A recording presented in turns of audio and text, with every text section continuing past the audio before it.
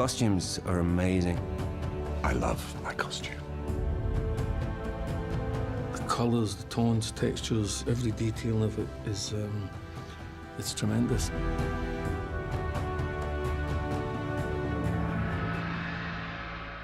We have a wonderful costume designer, Terry Dresbach, who also happens to be Ron's wife. You walk into her office where she draws, she glues, she cuts. She's just working like 24/7, making her world an Outlander world where there's like inspiration on the wall and little things that'll inspire her and make her create these outrageously, insanely beautiful costumes. The costume department alone takes up something like 1/3 of an acre. There's one whole room devoted to embroidery. There are mannequins strewn all over the place. Enormous racks of 18th century clothing, ladies' 18th century, men's 18th century. This was a large, warehouse. My research started 20 years ago when I first read the books. So a lot of what you'll see on screen is what I always saw in my head.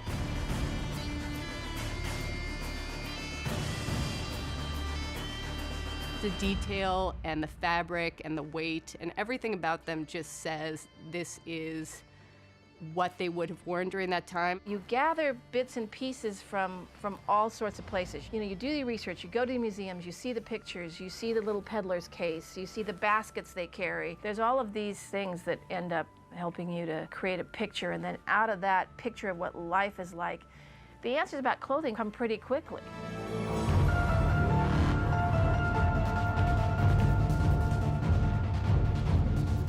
She is spot on with authenticity and her care of how our costumes are made and the cut. We're doing a lot of hand sewing. There's no zippers, there's no Velcro, there's no snaps. The corsets are laced together.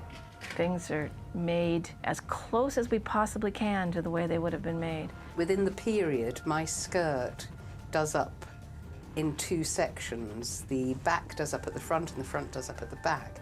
And under that, we had the precursors to pockets, which are pouches with slits. So I have gaps in my skirt that I then can put my hand in and bring you out an original pocket. Claire, she's a chameleon. She's trying to survive. This is a woman who's all about survival. So we have kept her pretty true to a very clean, working 18th century costume. There's obviously a lot of corseting and the bum roll, which is always really fun. And it was really surprising how much people would wear because it's just layer upon layer. They give her the clothes that exist in that time. And those clothes are one that allow her to survive the elements and the circumstance. As she travels through the story a bit, she gets more things, and we have to kind of constantly sit down and go, oh, where's she getting this dress from? And we always laugh that I'm like the best dressed prisoner in the world.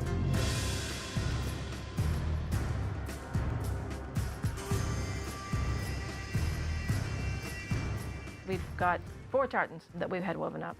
We have the basic Outlander tartan, we have the Mackenzie tartan, we sort of call our generic tartan that kind of serves for anybody, and then we've got the Fraser tartan. The filamore is the Gaelic for the large kilt. Is very different to the filabeg, which is the smaller kilt that you see more generally these days. It is an extraordinary garment. It's 12 yards of fabric. And what you would do is you would fold it up, lie on it, and then wrap it around your waist, and then you could wear it in various different ways. It was like almost like a utility belt. Many different uses. You could wrap yourself up in it totally and fall asleep and be very warm, like a sleeping bag. You could use it as a shelter. You could tuck it into your belt and have pockets in it. When you put it on, you just feel sort of in the part. Her research led us to different colors and different palettes and different fabrics than I think any of us anticipated when we first approached the project. We started taking it apart. And the first place we started was with dyes and colors. What happened was actually as part of our show, the Battle of Culloden is where the British Army pretty much wipes out the Highlanders, and they went on a rampage and kind of destroyed the Highlander culture and banned the wearing of the kilt and tartans and so on. She basically went back to basics in finding the colors and the design of them. We went to, okay, where would they get their colors? What plants did they get them from? What was the process of dyeing? How complicated it was? We have a scene in this where women are actually walking wool, and walking wool is the way you set the dye was with urine. Is that hot piss? Yes, Claire. Sets the dye first. The dyes that they used were vegetable dyes, and they were colors of meant to sort of camouflage people. And the great thing about Terry is she gets kind of excited about the fact that we all put our plaid on in different ways. You know, we all have our own kind of unique style. I love wearing a kilt. I love the fact that I get to wear a kilt to work every day. Normally in Scotland, you only really wear them at kind of special occasions. He's got the legs for it, though. You need the right legs. Thank you for the compliment. Thank you for noticing. It's okay. Occasionally, the Scots would also not wear their kilt in battle and go naked. And we haven't done those scenes yet, but you never know, it may just appear. Something catch your eye there, lass. You can just step into your costume and it just automatically kind of clicks in, and you feel like that person. And you know, the level of detail in every single costume is just exquisite. I have a responsibility to make sure that people can feel like they watch this and they're in the world and in the story we're trying to tell. And I think we're doing a damn fine job of that.